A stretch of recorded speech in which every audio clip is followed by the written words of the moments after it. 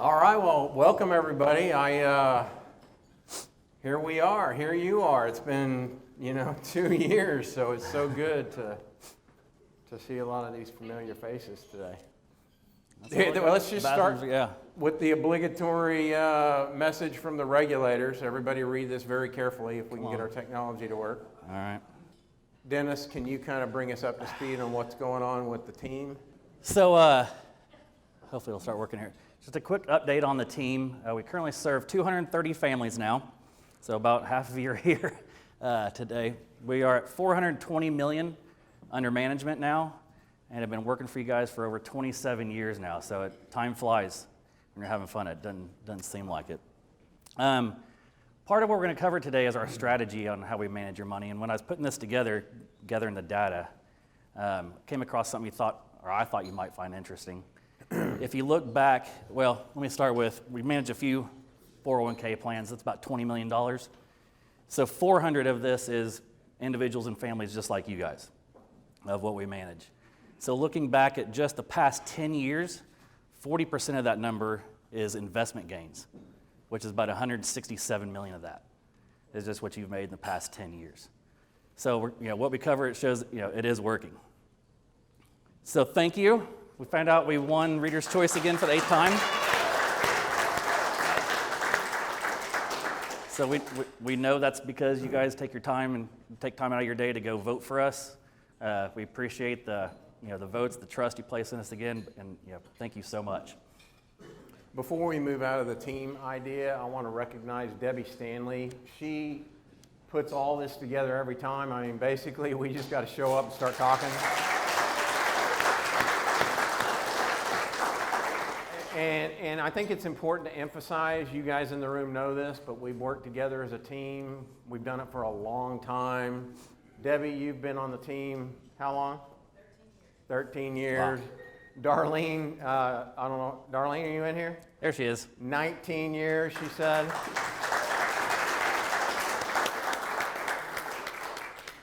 We might want to clap again for Darlene. She's been in my life longer than any woman ever has in my life. Now, we do fight like cats and dogs. You probably witnessed that. But no, it's really more like brother and sister, but it's pretty consistent. And she's always right, unfortunately. And Dennis has been 15 years, right? 2006. Yeah. So we all been working together a long time, and that team approach it's fun for us, and I hope it works for you. I don't know where we're going next. Here we go. Oh, I did. It's so funny that this is happening with you right there in front of me. Back in 2008, someone that I probably just breached some confidentiality, which I apologize, asked me a very insightful question. He wasn't the only one. There's probably a couple other. He's like, well, what did you learn through all this? And so there were some essays that were written by David Booth, who started Dimensional. You guys know we use a lot of DFA or dimensional investments in your portfolios, and I won't go out of bounds, but it's a very interesting story.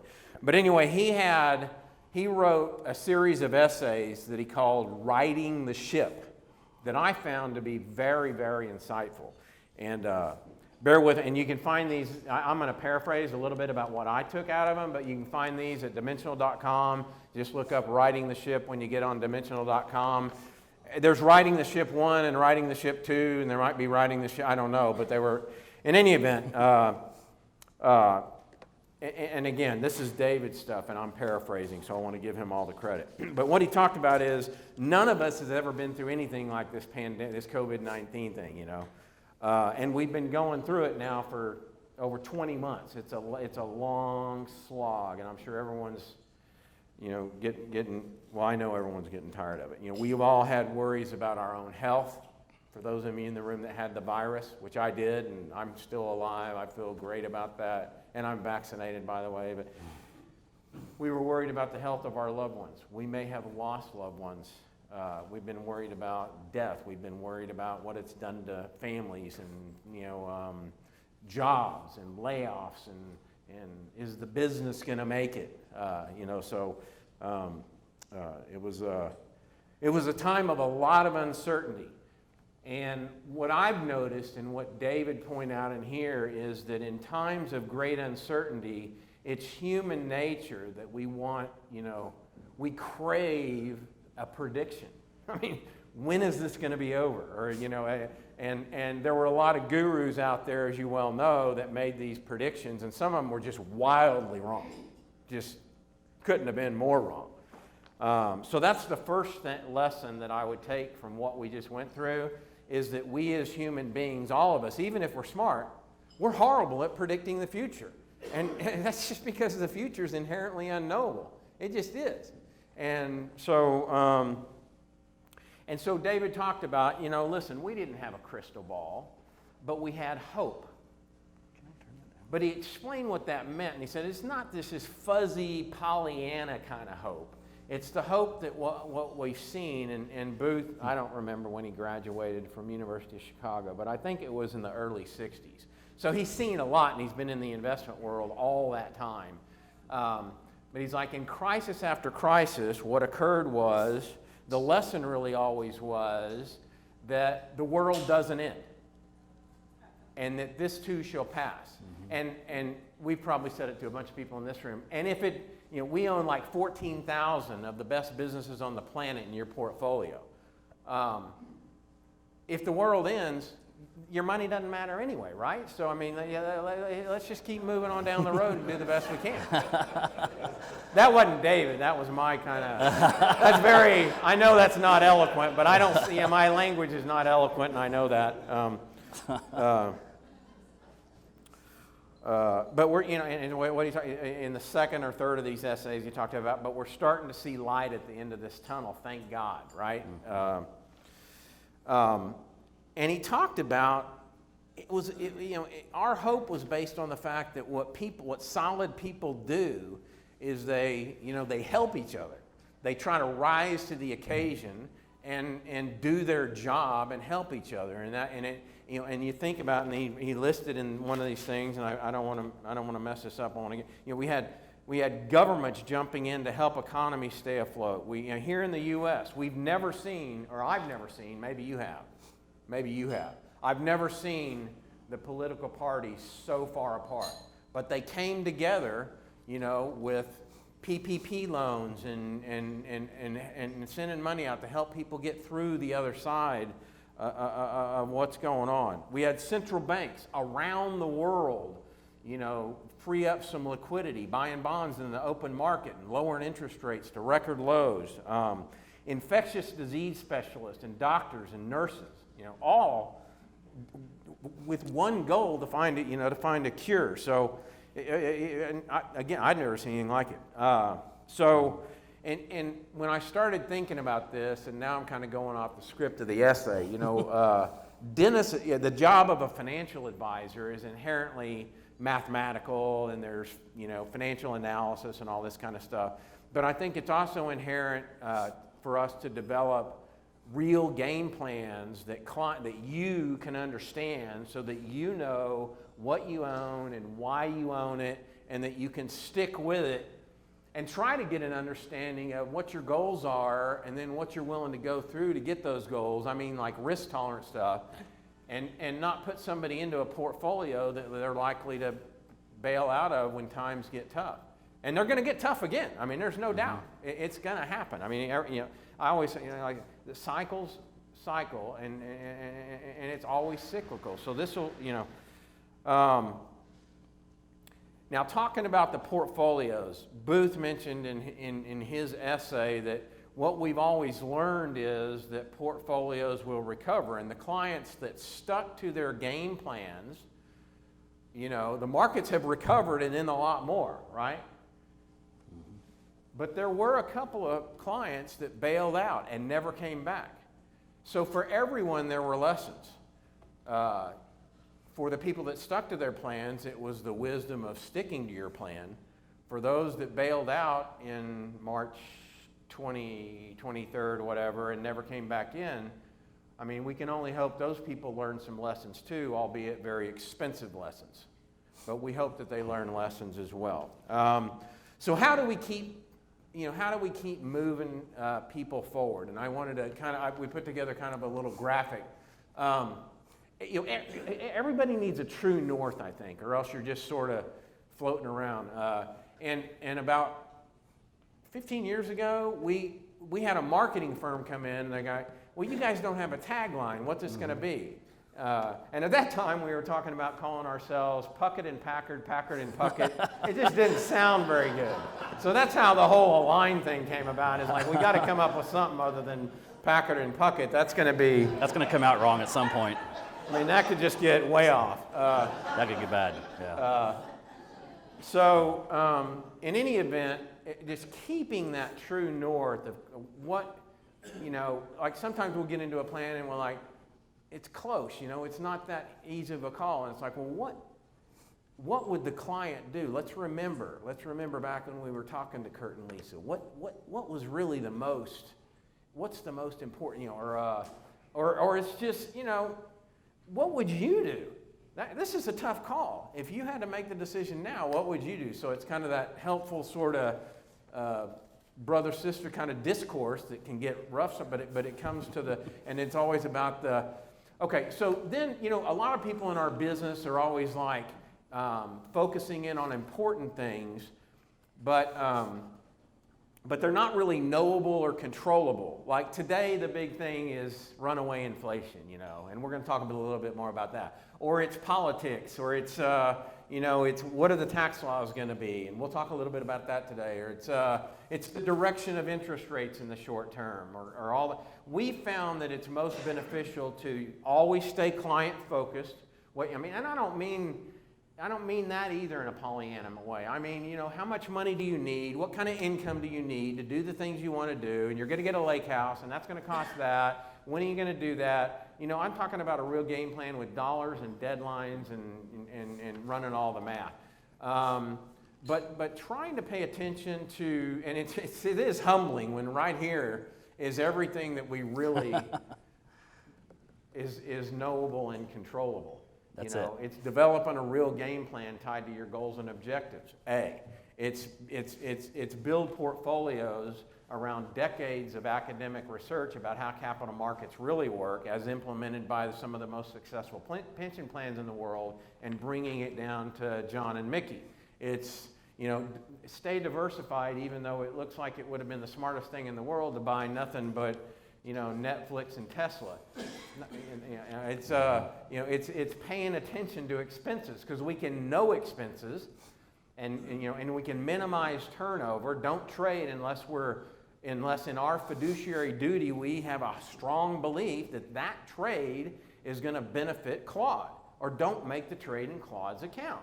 And it's paying attention to taxes and minimizing, being smart about taxes. So that's really sort of the long and the short of what we try to do is stay client focused and focus on the things that are important to you and that we know is important to get you where you want to go, and things that we can control. And yes, we're paying attention to inflation. We're paying attention to things like interest rates. But who has control over those things? So I hope that makes some sense to you guys, but that's sort of our philosophy of the whole. So our agenda today, somebody asked me in the hall, we're going to cover what the markets have done lately. We're going to cover what our performance has been over this pretty rocky path that we've been through. We're going to talk a little bit about inflation and hopefully maybe give you a little bit of information that will be helpful as we go through this, because the media is not going to let up on it anytime soon. And I think the inflation numbers are going to be bad, and I mean high for maybe for a little while now. But I want you to, and you may already know this, but I'm going to kind of just go over some mathematics that I think it might. And then we are going to talk about the pending tax bill. But before we get into that, I mean, until it becomes law, it's, it ain't. So it's just conversation. So, yeah. Mm-hmm. So let's go look at the markets. So this is a chart of the global markets, stock markets, over the past year. And so when I look at this, I just think this chart right here is a great example of why we don't try to predict where stocks are going forward. Because if you look at this, think about the last year. We've had a pandemic, we've had record unemployment, we've had a recession, a heated presidential election to say the least. Knowing all that, how many of you would have picked this chart of what stocks are doing that time frame? Right? I don't think anyone would have picked that. It's a 34% gain over the past year. And so that's why we don't let politics, headlines, things like that, kind of what Brian said, dictate what we're going to do in the investment plan. Yeah, look how smooth that is. We didn't even have so much as a 5% drawdown. Right. I mean, I remember about a month ago, it was like a 2.7% drawdown, and it's a big deal. What's going on in the market? I'm like, well, this is pretty normal, really. Yeah. I mean, Yeah. How soon we forget, right? So here's what markets have done the first half of this year. You see that stocks have done really well. We've got U.S. stocks are up over 15%, international up over 8%, and emerging markets up 7.5%. Global real estate has done extremely well, up 17.5%. It's continued to go up. That was the only asset class that we had that declined last year, so it's good to see it bounce back. And then, we're starting to see interest rates rise a little bit. So bonds in the U.S. and global bonds have had a tough road this year. They're both down slightly. But more importantly, let's look at how our portfolios have done over that time frame. I know this is a lot of numbers, but this is our returns net of all fees. So after our fees, fund costs, trading, all that. Going back to 1999 through June 30th of this year. And so I'm going to blow up the more recent ones here. And you see year to date, one of our more conservative portfolios, only 40% stocks is up about 5% this year. 8% for 60% stocks, 75% stocks 11%, not many of it, but 100% stocks up 16.5%. And on the far right, in the gray section, that's just the annual returns going back to 1999 through the end of last year.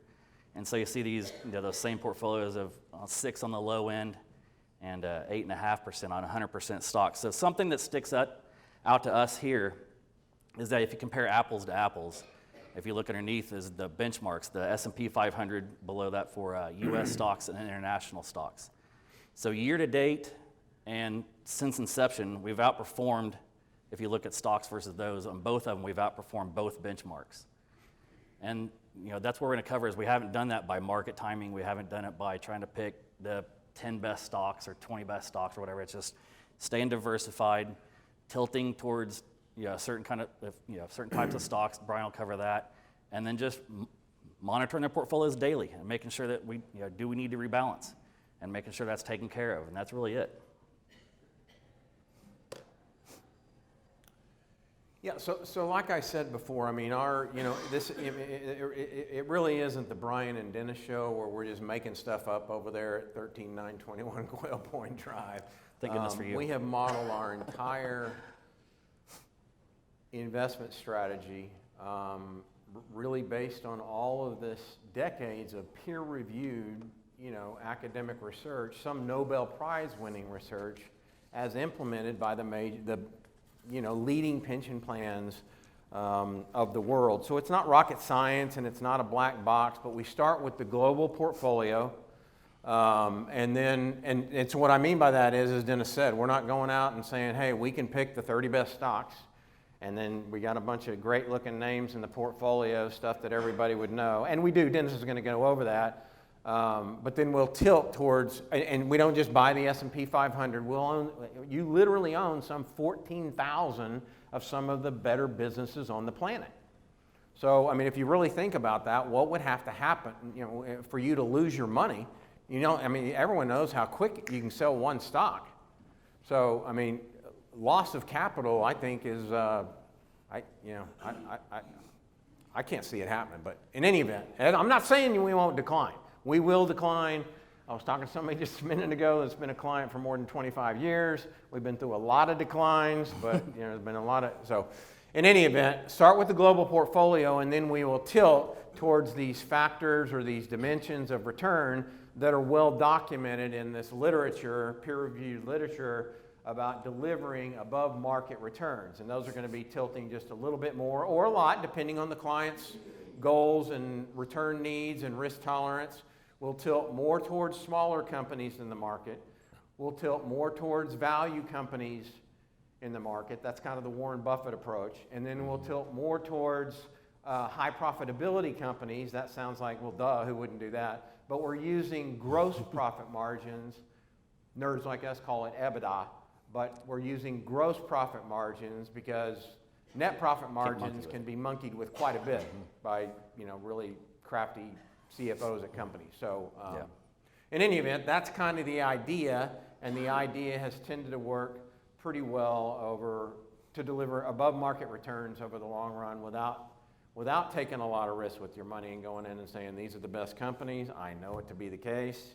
I don't know that anyone can do that, but I see them on CNBC making that claim all the time. So that's not the strategy. It's diversified, globally diverse. It's cheap, boring, but it's pretty effective.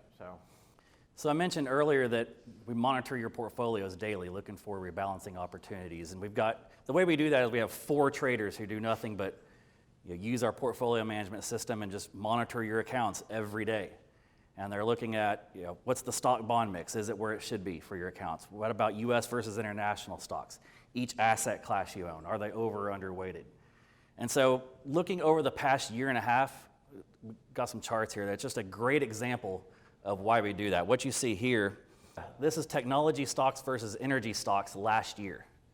And you see the purple line here is the technology stocks. They're up about 43% last year, had a great year. But energy stocks, not so much, down 32%. All right, so big spread in it. And then we go to first half of this year, that story's flipped. Energy stocks are, I can't read my numbers here, up 40%. And then the tech stocks, the tech stocks are up only 5%. So that flipped the first half of this year. And then if we look at growth versus value, Brian just talked about how we tilt towards value. That didn't work too well. We've got growth stocks. In growth stocks, people ask, that's Apple, that's Microsoft and Amazon, and these faster growing companies. They did really well, up about 38%. Those are the sexy stocks. Yeah, that you hear a lot about. The value stocks up about 4.5%. That's the not so sexy. Walmart, FedEx, Pfizer is a value stock. But then if we look at, again, let's go to the first half of this year, the story flips again. And you've got value stocks are up 25%. Purple line, the growth stocks are up about 5%. And so you probably saw us last year. We're taking, when the technology stocks were doing really well, or the growth stocks were doing really well, we were selling like US Core, the profitability fund, things like that, and buying more value.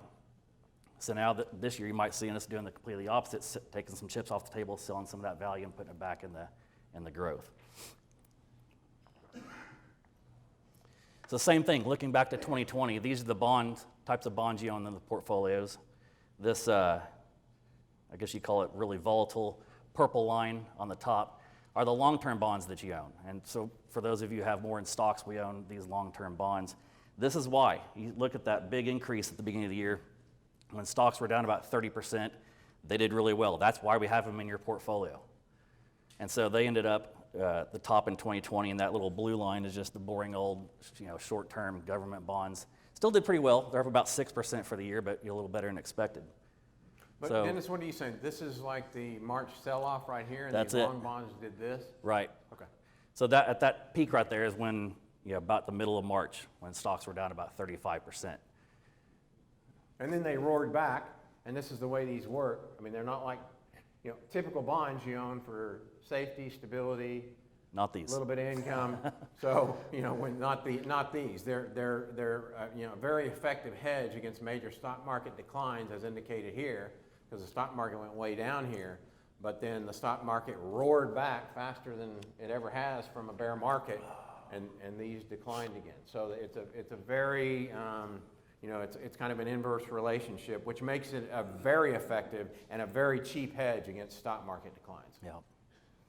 But it's hard to own this year. Yeah. So, looking at this year, what do you think happens? Exactly the same as all the other ones. Story flip. Those fantastic market hedges, because the market's done nothing but go up. Well, we'll continue to own them though. So I wanted to give you a real world example. I said that's a great reason why we're rebalancing. What have we been doing? Oops. So you probably noticed in 2020 we did a lot of trading. I think we did more trading last year than we've done probably the last 2 years combined. I would think it was a lot. So you probably saw a lot of trade confirmations going through. And this is why, this is only 2 positions in your portfolio, but I wanted to show you, this is, when you get those, what's going on. The green line up top is the long-term bond position you have. And then the blue line is the US stocks, one of the positions you've got. And you see this first one, if you can, right here. I got it. Kind of, got it? Thank you. Mm-hmm. So about March 6th through 10th is when we placed a lot of trades. That first area, we saw those long-term bonds spike up. That's the bottom of the decline there in March. So stocks were down. So this is like right when the pandemic got priced into the market. And everything stocks just went to heck, bottomed out March 23rd of 20. Everybody see that? Lots of fear. And then here's what the bonds did. And this is really when we're going to do, I see some relatively new clients in the firm. We will do a lot more trading when things get really rough. I mean, our experience is when everyone else is losing their mind, if we keep our cool, and that's when we trade, you can get some good bargains then. Yeah, that's where, I mean, a lot of times we'll be selling this, and not all of it, just again, taking the gain and going buying stocks when they're down 30%. I mean, people were just quitting and selling these stocks at pennies on the dollar. It's like, okay, well, if you're going to be, we'll accommodate you. We had someone come in and ask, why are you selling what's going up and selling what's going up and buying what's going down? This is the only thing that's going up. So this is why. But then you see, so again, we bought some more in stocks. Pretty quickly, they rebounded. So about 3 months later, we're doing the exact opposite. We're taking those gains in the stocks and buying more bonds, putting it back in the safe bond money. And then lo and behold, 2021, that flipped. Stocks are back up on high again. Bonds haven't done as well. So we've I think that was about May, we started to see a lot of trading go through where we're taking some of those gains on stocks again and putting them back in your safe bonds and keeping that stock bond mix. So what we're trying to do here again is just make sure that we're not taking more or less risk than we agreed upon when we set up your investment plan. We're trying to make sure that we continue to have that same risk amount, but as you saw in the returns though, that also gives you a little more return at the end. Okay, so we're going to get into some of these common questions. What about inflation? The market's high, are we going to see a decline? The answer to that is yes, we're going to see a decline. Nobody knows when that is. I have no shame in saying that because nobody knows when that is. And then all the talk about how disastrous the new tax laws are going to be, and if they come to pass, I guess I would say about the tax, well, I'll talk about the tax laws when we get there. Let's look a little bit about inflation because this is, man, the media is really, if you notice, the media has really grabbed onto this. We're going to have runaway inflation, and I know, I'm looking around the room, I know that there are people who lived through the kind of inflation in the 70s. There was inflation when I graduated high school in Edmond, Oklahoma in 1981 as well, but nothing like the 70s, and I recognize that. And I don't know that I really could know how that feels. It must be kind of like, you read these articles and it's like the Jaws thing, bump, bump, bump, bump, bump, it's like, I can't do that again. But I used this, I found that. No, let's go back. I want to talk about this guy here. This guy, there's a bunch of cartoons out on the internet, as you well know, and I'm a nerd. I'm always, if I'm not in here talking to you, I'm probably on the internet researching stuff. I'm a lifelong learner, but he just strikes me as being like pretty much panicked out. Panic's not a good strategy in anything, but especially with investing. He also looks like he's lost his perspective. Matter of fact, I might say he looks rudderless. Rudderless. And that's not what we want to be. So I wanted to maybe just provide a little bit of common sense and maybe a little perspective to what's maybe going on. And I think maybe what's going on is we have a pretty simple mathematical explanation for what these media reports that are coming out saying this is the highest inflation that we've had year over year in 15 years, or the highest inflation in 20. I kind of want to introduce you to this thing called making sure you know the baseline or the base effect, and that's just a fancy term that economists and mathematicians and statisticians use. But here's the point, and it's so funny. I don't know why I'm going to say this, but I'm going to just say it. Dennis will be embarrassed. I was walking and I was listening to this song by a guy named Everlast, and Everlast had a line in the song, and he said, "It all depends from where you start." So where did you start to measure this year-over-year increase? And all these reports that are coming out right now, they're measuring from the bottom of the pandemic with a worldwide lockdown. Of course, any year-over-year inflation number is going to look, for lack of a better word, inflated, maybe wildly inflated. So to me, it's just simple math. Now, we got to ask ourselves then, okay, so here's where we were, and we're starting to make it to the other side by us all working together to solve all these problems. But you think about this. We shut down the whole dang world economy, right, guys? It's not like we can just say everything's cool again and flip the switch back on and the lights come on. I mean, there's all sorts of, there's supply chains, there's getting people to come back to work. I could go on and on and on, but this is going to be, it's going to be fits and starts. So I don't know that the numbers are going to get better anytime soon, but I do know that when you measure on a mathematical basis the increase in anything, I don't care what you're talking about, whether you're talking about, commodities or you're talking about, anything. When you're measuring from the bottom of the bottom of the bottom, anything's going to look like a large number. We've been, going over some investment policy statements for people, and we look at the one-year numbers, and it's like, on an 80, 90, 100% stock portfolio, it's like up 70, 75%. And I'm like, well, you got to pay no attention to that. Now, the media doesn't seem to do that. I don't really know why, other than they're selling advertising, or they're not aware of this basic mathematical principle, but I think they are. They're aware, yeah. But in any event, I hope that gives because perspective is just so important. Now, are we going to have runaway inflation? I'm not saying I know that, because again, I'm a human being.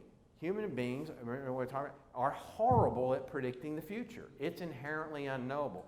But one of the things that has kind of served us well in our work, there's not very many ironclad rules, but there's one that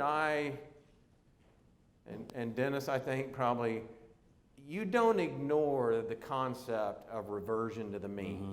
If exactly. You have a theme and you have a lot of data on that theme about how it has historically behaved over significant time periods, I don't mean 1, 2, 3, I mean decades, and you know that basically this thing tends to, and we're talking about inflation now, has for 100 years accreted at a 3% increase.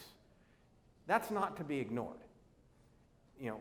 If you have stocks that like I said, in our investment policy, mm-hmm. that show that they increase some 75%, I would either be lying or immoral to say, Mark, you need to latch onto this. 75%, you can count on that for the future.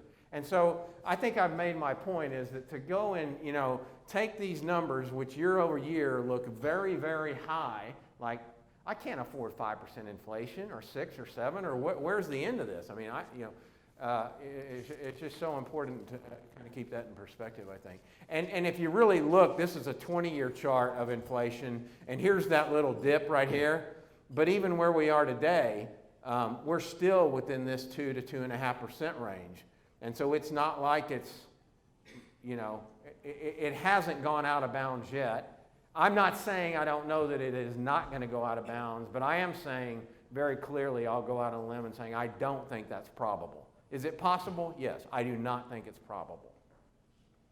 Well, I'll add too to this that you see the range is that 2 to 2.5%. For those of you that we've done these detailed financial plans, when we go through and run the numbers, we plan on 3%. So we're planning on above average inflation already when we do that for you. When we're running your retirement plan, everybody catch that? So we're already, and it's like, I've read some articles where you got these people saying, well, you got to do all these different things with the portfolio now that we're in this runaway inflation thing, or you better do it in advance. We've already done it. Inflation's nothing new. I started this gig like 30 years ago, and I thought my whole job was to, beat the bank and outpace taxes and inflation for my clients.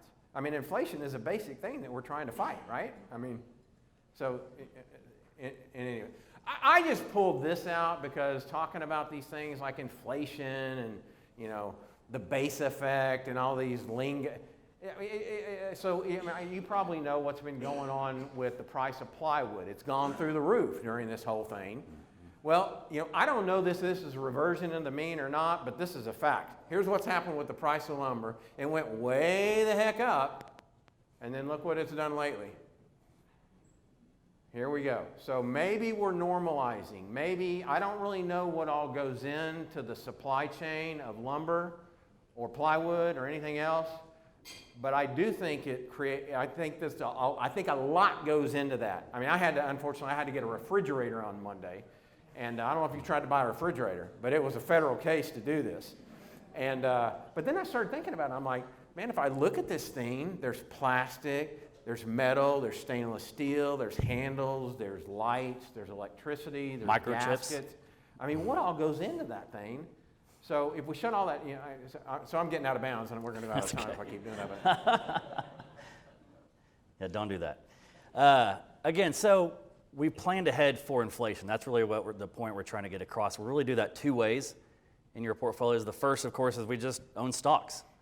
And so this goes back to 1926, and it shows that in that time, through 1926 through the end of last year, $1 has turned into 15 if you just look at inflation. So $1 in 1926 is $15 today, is what it takes. So if you just put it in treasury bonds, treasury bills, it barely outpaced that, $22 from 1 to 22. So it didn't do very well, barely kept up. But if you look at stocks, the green line on here are U.S. large cap stocks. In that same time frame, it went from $1 to $11,000. And then the one above it, the blue line, is small cap stocks. Brian talked about how we tilt towards those. And this is a big reason why that same time frame, $1 turned into $33,000, 3 times the amount of that. So that's how we fight inflation right there. The second way we do that is with your bonds. So I need to come out here on this. So for the bonds in your portfolio, for those of you over on this left side, if you have maybe 80, 90, 70% stocks, the risk in your portfolio is market movement, market declines, the market volatility. So that's why we own mostly long-term bonds to hedge against that, like I went over before. When the stock market declined, they went up. And so that's really what we're trying to do in your portfolio. But if we go to the right side of the chart over here, for those of you with less in stocks, say you've only got 50 or 40% in stocks, the risk really isn't the market movement. The risk is not keeping up with inflation because you own mostly bonds. And so what we do is when we get to that side of the portfolios, we own treasury and inflation-protected bonds. And so the way those work is you also get income off of those, like all the other bonds. But if we have unexpected inflation, if it ratchets up, the price of those bonds goes up with it. And so that ensures that your money keeps up with inflation at least. Yeah, I might add, and I know that a lot of folks in the room do have a bond-heavy portfolio, and we worked with Dimensional and with Forum to create an inflation-protected core bond fund that we slid into the portfolios that are more heavily weighted to bonds than to stocks. I can't remember when that was, maybe 4 months ago. That's about right. And it's performed right in line with with expectations. So, yeah, I found this in the there's an awesome resource called J.P. Morgan's Guide to the Markets. It's like 200 pages. If you're a nerd like me, you've probably seen it before, Mark. I mean, it's an amazing piece of research. And out of all those 200 pages, to me, this one stuck out the most about what's really going on. Because a lot of people are like, this is all funny money. This must have been, the Fed and the low interest rates is what's driving on. And it had a lot to do with what we see right here. But I think that this is pretty powerful stuff. Household net worth just reached its highest level ever. Now I understand that it's not equal. It's not. That's the way capitalism works. But the average household in the United States of America is in a stronger position. If you look at the chart up at the top right, household debt service in relation to disposable income has not been this low in over 50 years. So people have a lot of extra money. And then look at this balance sheet over here. Here's the assets on the left side, liabilities on the right side. I mean, the average American's balance sheet has never looked stronger. The average American, he or she has more cash than they've ever had. And one thing that I've learned about Americans is they love to spend money. So this is retail sales. And I mean, that chart to me speaks volumes. Now, we did take, and I know that a lot of it may have been, all these free checks that the government sent out to people, and I know it pains me to think about someone's going to have to pay for it, and it's probably going to be me, and I get all that. But, I mean, I think that I think I would lay more weight on the consumer, U.S. consumer. I'm just trying to say the likelihood of the American consumer to continue to spend money like crazy. That's what Americans do. And so my question then is, where's all that money going, Dennis? Yeah. So what you see here is if we took apart all the funds in your accounts and looked inside of it. These are the top 40 holdings that all of you own. These are the top 40 stocks.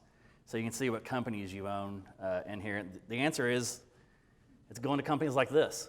This is where all the money is going. And so, you look, Apple's the largest one. People are going to go buy iPhones. They're going to go buy, they're going to go to Amazon. They're going to use their Visa card when they make all these purchases. And so I remember the beginning of this year, people were talking about how's the stock market still going up? I mean, the stimulus money did its job. They sent the stimulus money, it went to all these companies. Their stock price went up.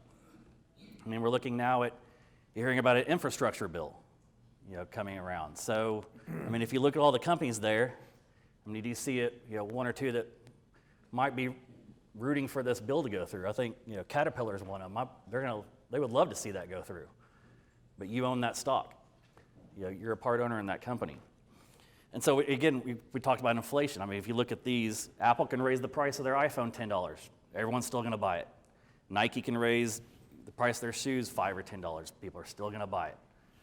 Yeah, so that's how stocks have done what they've done to keep up with inflation. I know you hate this, but I'm going to interrupt you. Procter and Gamble, they make Pampers diapers, and my significant other, much better significant other, I might add, is having her second grandchild any day now, like maybe tonight. I think you can get like 90 Pampers for like $25 right now at Target.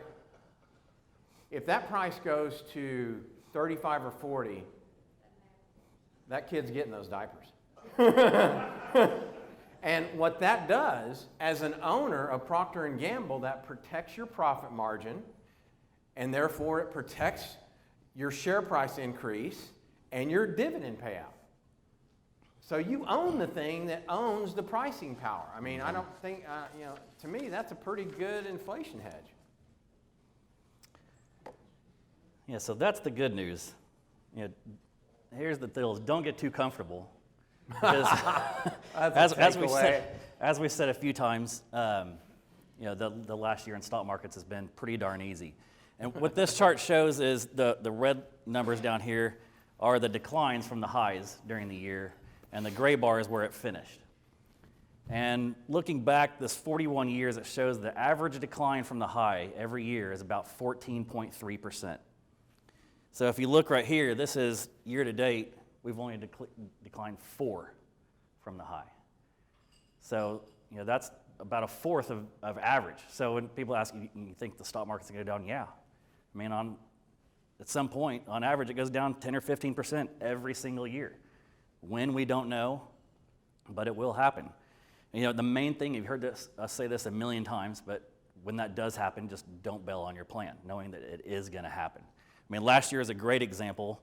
We declined 34%, but ended up 16. And then, unfortunately, it's not the only time we've seen that before. We've been through that. And this is going back to 1973, but I mean, look at we've got Watergate, we've got, Black Monday, 9/11, the dot-com bubble, all the accounting scandals, the financial crisis. That's a lot of bad news on one slide right there. That's a lot of bad stuff we've gone through. Now we can update that for Corona. That's right. And you look at these numbers, they're big numbers. I mean, those are large declines, and there was a lot of bad news going through that. But if you go back to that January 11th in 1973 to the end of last month, during that time frame, the S&P 500 went up 14,171% through all that. And it averaged out to 10.7% a year. So that's, again, we are going to go through that. We don't know when it's going to happen, but it'll pass. Yay. You notice Dennis always gets to do the better parts, and I got to talk about the bad cop stuff.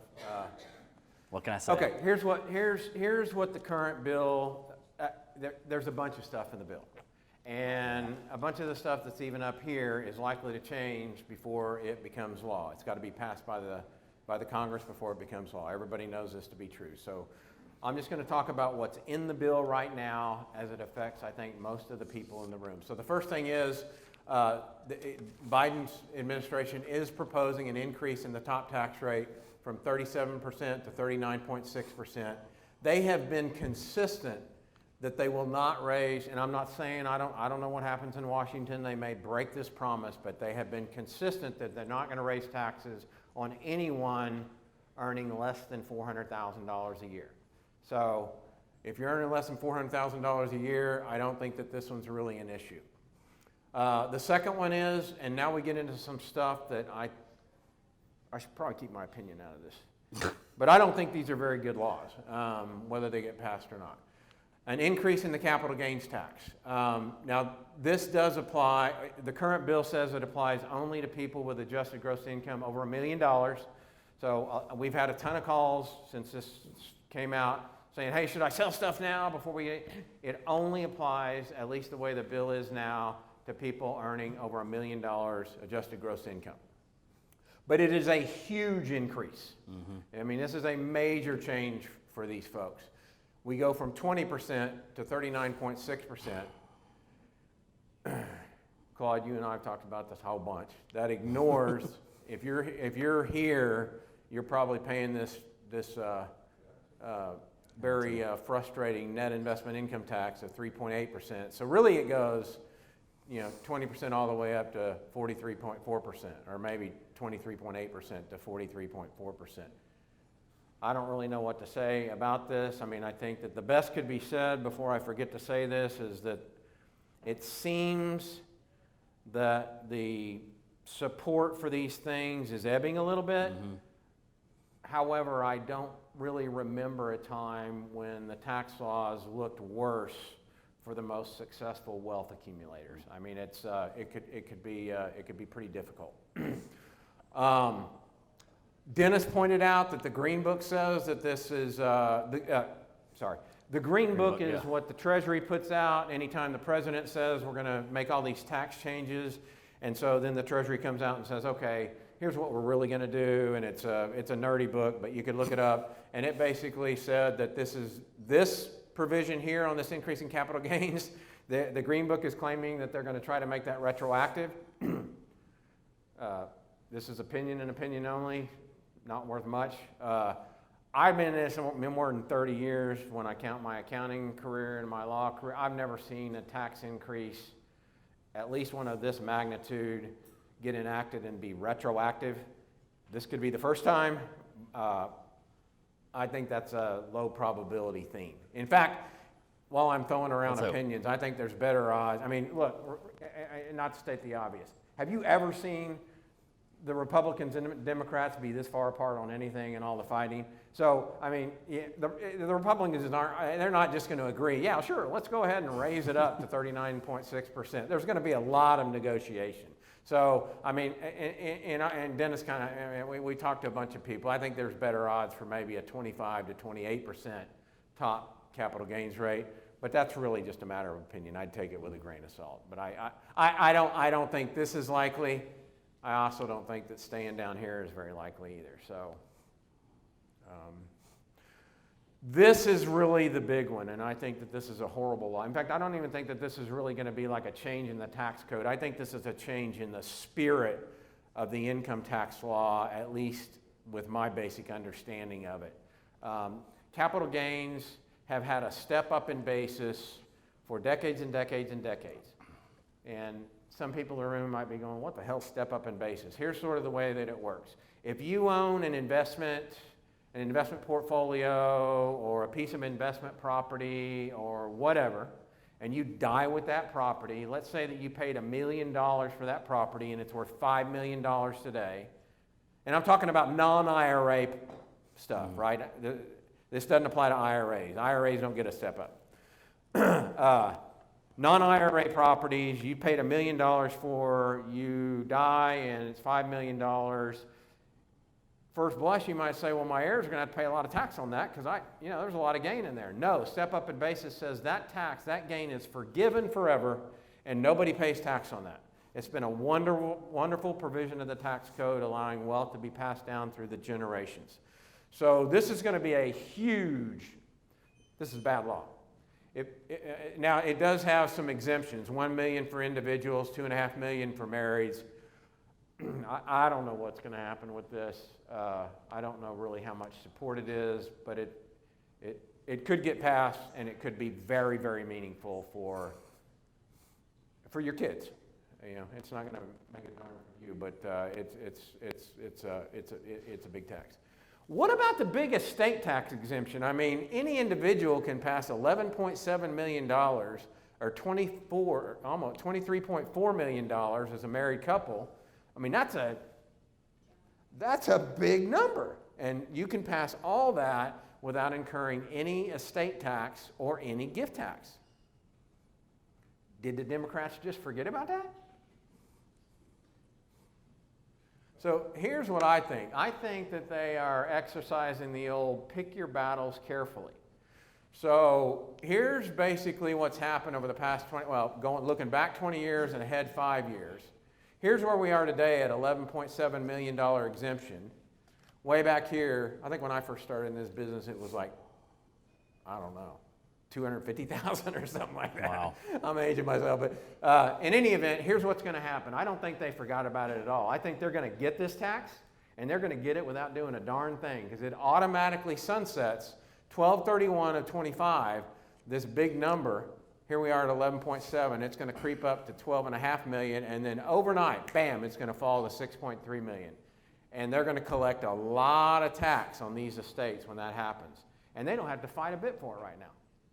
So that's sort of what I think is going on. So for those of you in the room, and I know that there are some folks in the room that have done a great job of accumulating wealth, I mean, you might think about, when is the time? So I don't know that it's a rush out in a hurry, but it might be. I mean, I think, if you're making more than $1 million, you got something to be worried about. If you're making more than $400,000, you got something to be worried about a little bit. I mean, that's just a little bit on the.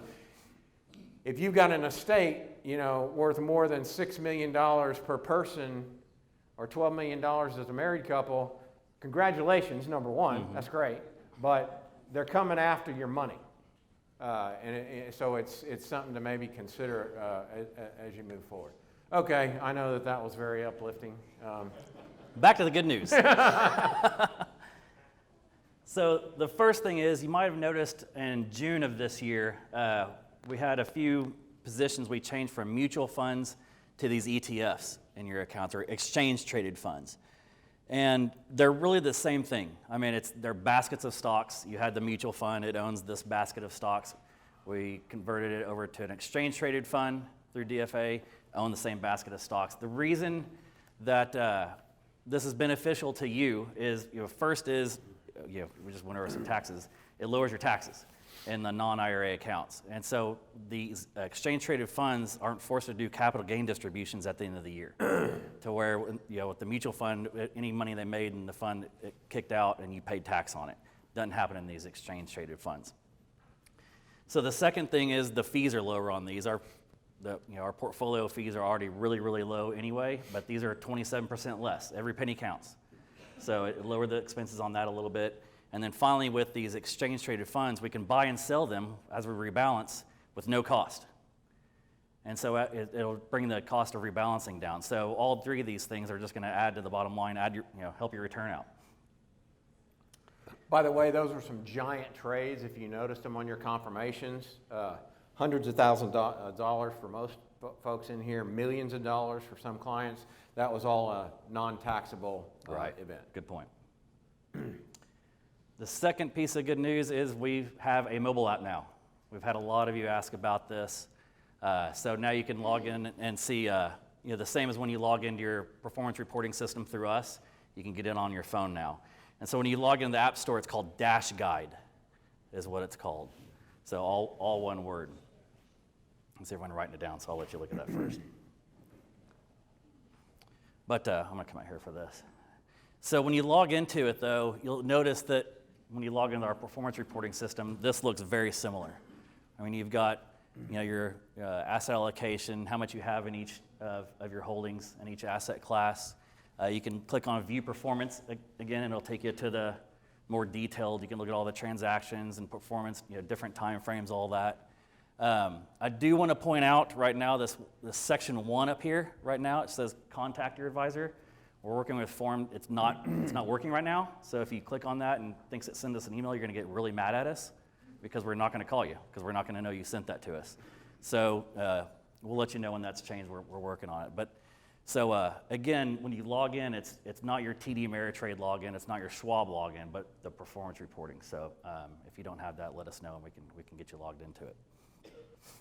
Okay, so we're going to go back to the idea of riding the ship now. And as I said before, and most of you who have known me for a while know that I'm pretty nerdy. I like to look around and learn things. And I don't know how I found this, but somewhere, this is a holding. This is one of the stocks in your 14,000 stocks. This is not a stock recommendation. But I found this and I was like, and it's one of the smallest holdings in our stock portfolio. Pangaea is a shipping company. They manage and run and own some 50 to 70 big ships and get them to where they need to go to ship stuff around the world. They've got kind of a niche in driving these ships through very thick ice and pathways through thick ice. But the reason that I really liked it, number one, after I watched it, I was like, well, that's one of the smallest of our 14,000 companies. And still, it made me, I was like pretty proud to be an owner of that after I watched it. But I really liked what the CEO had called, I think you'll like his style. So I hope you like it as much as I did. This is not UPS, so nothing goes the way it's supposed to, ever, right? So if you have a day where you don't have a challenge, it's a very rare day.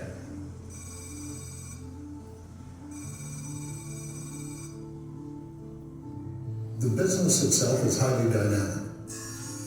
Every morning you wake up and something has changed in your previous day's planning. So you have to adjust continuously.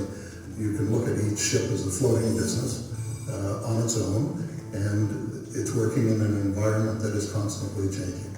So I know the market has dropped today, I'm just wondering. Buenas tardes, respecto a ustedes, desde ya o... 9月5号会到你的上海参加口述新闻 e-sport 的演播，是不是该来的？